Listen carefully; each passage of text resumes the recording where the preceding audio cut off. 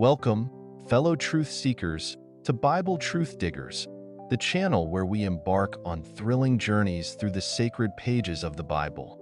Together, we uncover ancient secrets, unravel the wisdom of legendary figures, and explore the profound lessons that have shaped the course of history.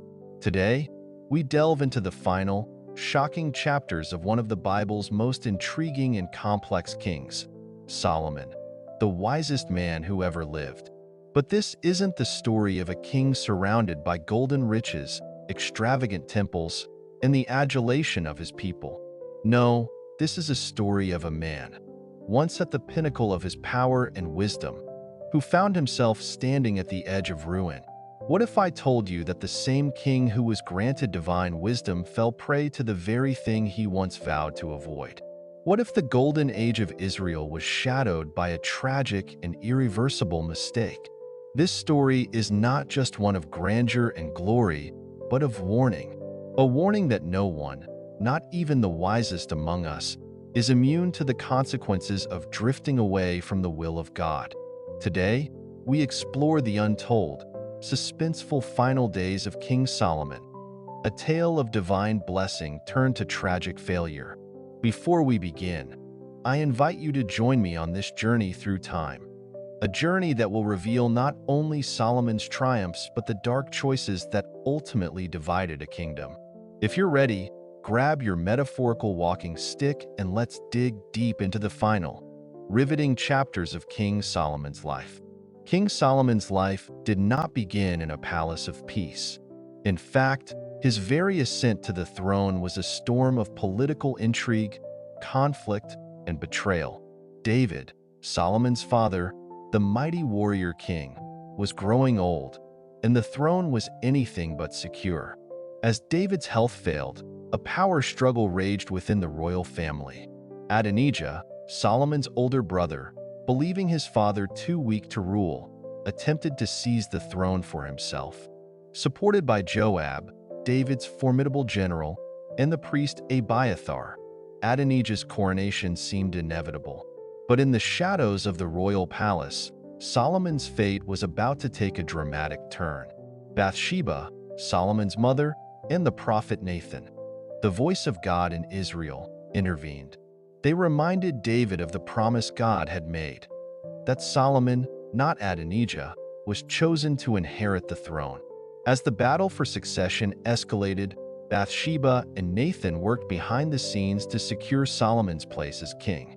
And so, in the most unexpected of moments, Solomon was crowned king of Israel, a young man, no older than 18, standing before his people as the chosen ruler.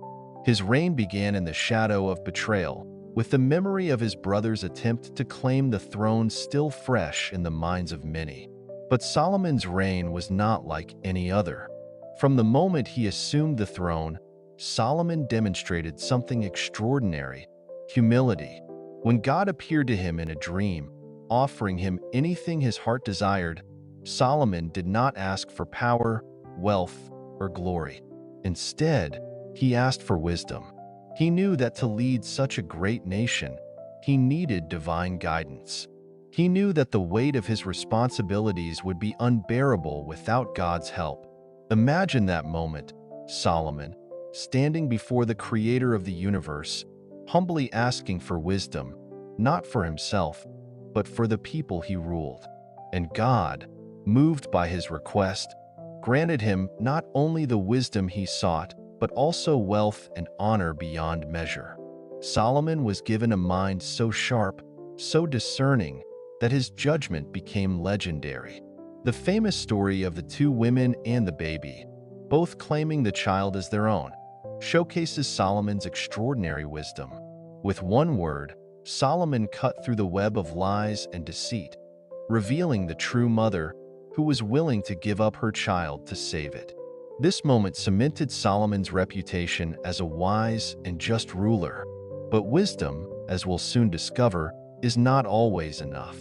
Despite Solomon's unparalleled intellect, his reign would not remain unmarred. His reign began with a grand vision, a vision of peace, unity, and prosperity. Solomon embarked on the construction of the Temple of Jerusalem, a task his father David had long dreamed of but was not allowed to complete. This temple would be the heart of Israel, a place where the people could meet with God, a symbol of divine favor and eternal peace. But as Solomon's reign continued, the whispers of temptation began to rise. As the years passed, Solomon, the wisest man in the world, made choices that would ultimately lead to his downfall. He began to listen to voices other than God's.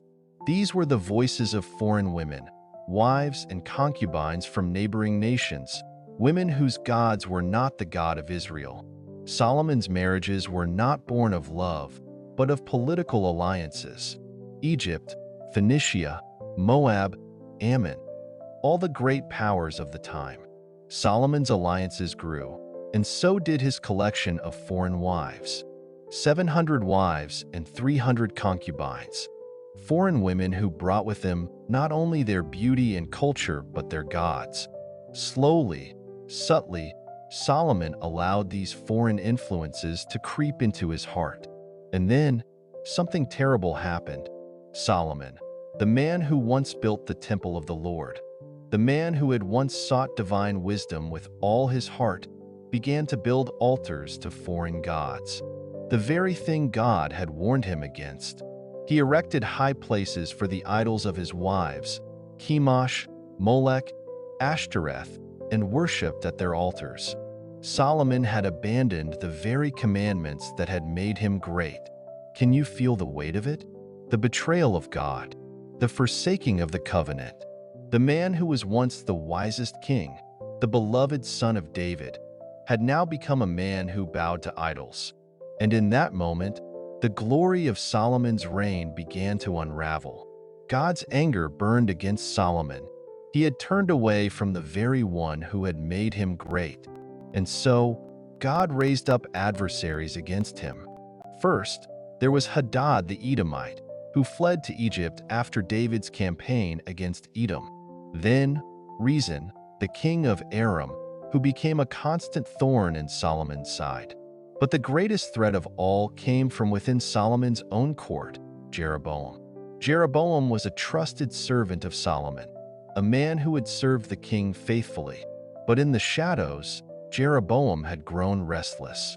God, in his anger, revealed his plan to Jeroboam through a prophet. The kingdom would be torn apart, and Jeroboam would lead the northern tribes. Solomon's sins, his alliances with foreign women and idols, would have a lasting impact on the kingdom. The kingdom of Israel, once united under David, was now on the verge of division. And so, Solomon's life, his reign, his wisdom, his achievements, began to spiral toward an inevitable end. The kingdom that had once thrived under his leadership would be divided. And when Solomon died, after 40 years of reign, he left behind a legacy of both glory and shame. Solomon's son, Rehoboam, inherited the throne, but he faced immediate challenges.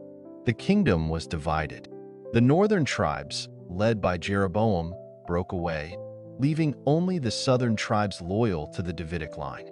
Rehoboam's refusal to heed the wisdom of the older advisors, choosing instead the counsel of his young, inexperienced friends, led to the permanent fracture of Israel. Thank you for joining us on this journey through the final days of King Solomon. If this story moved you, if it challenged you, please give us a like and consider subscribing to Bible Truth Diggers for more stories that dig deep into the heart of the Bible. We'll see you next time, as we continue to uncover the timeless truths and profound lessons found in the pages of God's Word.